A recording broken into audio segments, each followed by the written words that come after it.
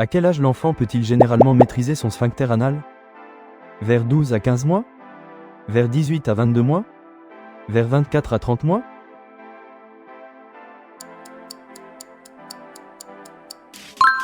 La maîtrise du sphincter anal intervient généralement vers 18 à 22 mois, avant celle du sphincter vésical qui survient vers 2 ans. Quelle est la première condition nécessaire à l'acquisition de la propreté chez l'enfant? Une maturation physiologique? Une maturation affective? Une maturation intellectuelle?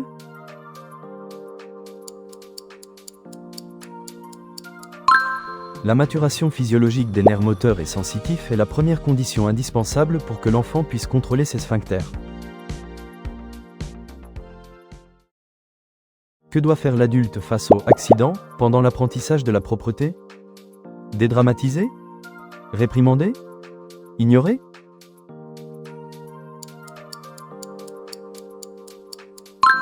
L'adulte doit dédramatiser les petits accidents et ne jamais gronder, humilier ou se moquer de l'enfant pendant cette phase d'apprentissage.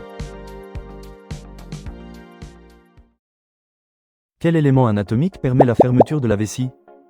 Le sphincter anal? Le sphincter vésical? Le rein?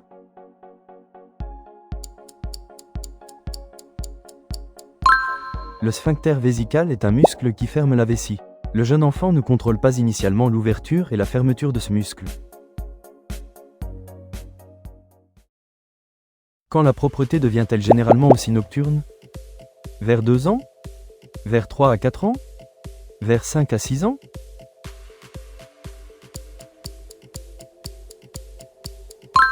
La propreté est d'abord diurne, de jour, vers 2 ans, puis devient également nocturne, de nuit, vers l'âge de 3 à 4 ans. Quel type de maturation permet à l'enfant de ressentir que sa vessie est pleine? La maturation des nerfs sensitifs? La maturation des nerfs moteurs? La maturation intellectuelle?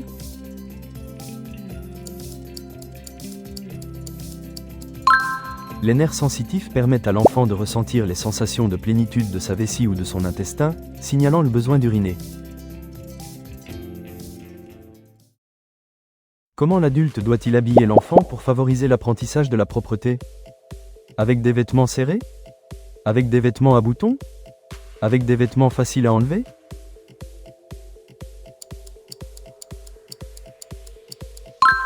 Des vêtements faciles à enlever permettent à l'enfant d'être plus autonome face à ses besoins, ce qui augmente sa motivation à retirer sa couche. Quel événement peut provoquer un retour en arrière dans l'acquisition de la propreté? L'entrée à l'école primaire? L'arrivée d'un petit frère ou d'une sœur? L'apprentissage de la marche?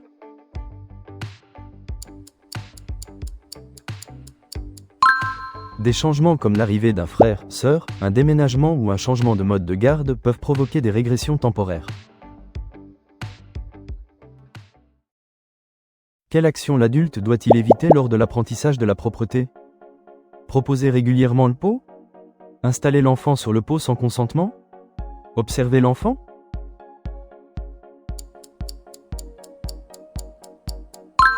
L'adulte ne doit jamais installer l'enfant sur le pot sans son consentement, car cela pourrait créer une résistance et compromettre l'apprentissage. Quelle maturation permet à l'enfant d'avoir conscience de son besoin d'uriner? La maturation affective?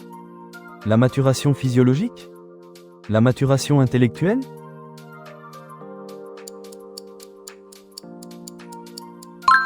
La maturation intellectuelle permet à l'enfant de prendre conscience de son besoin et de pouvoir le communiquer à l'adulte.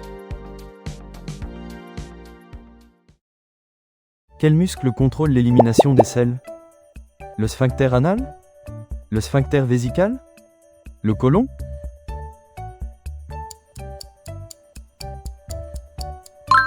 Le sphincter anal est le muscle qui ferme le côlon et contrôle l'élimination des selles.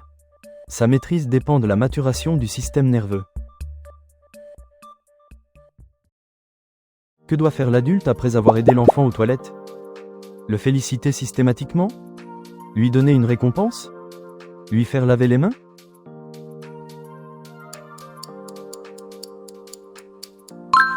Après le passage aux toilettes, l'adulte doit faire laver les mains de l'enfant, une étape essentielle dans l'apprentissage des règles d'hygiène. Quelle est la troisième condition nécessaire à l'acquisition de la propreté? Une maturation affective? Une maturation sociale? Une maturation motrice?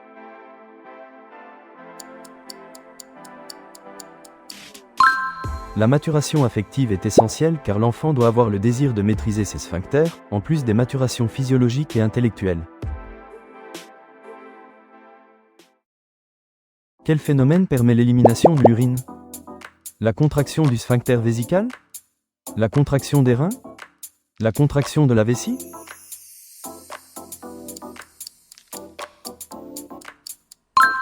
L'élimination de l'urine se fait grâce à la contraction de la vessie combinée au relâchement du sphincter vésical. Comment l'adulte peut-il responsabiliser l'enfant dans l'apprentissage de la propreté? En le laissant enlever sa couche seul? En le surveillant constamment? En décidant quand il doit aller aux toilettes?